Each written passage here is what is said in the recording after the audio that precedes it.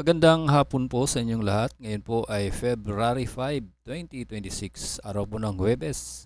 I-ready na po ang inyong mga tickets. Ito na po ang resulta ng 2 p.m. draw para sa 3D Lotto at 2D Lotto. Kung bago ka pa lang sa aking channel, pwede kang mag-like, share, at subscribe para updated kayo sa mga PCSO lottery results araw-araw. Para sa resulta ng 2D Lotto ngayong 2 p.m. draw, ito po ang mga winning numbers.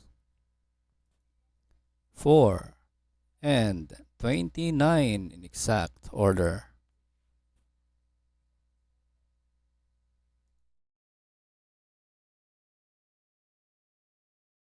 At para sa 3D Lotto ngayong 2 p.m. draw, ito po ang mga winning numbers.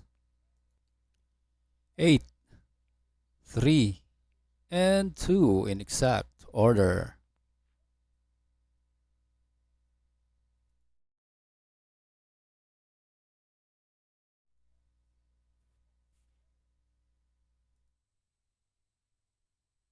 Congratulations po sa lahat ng nanalo.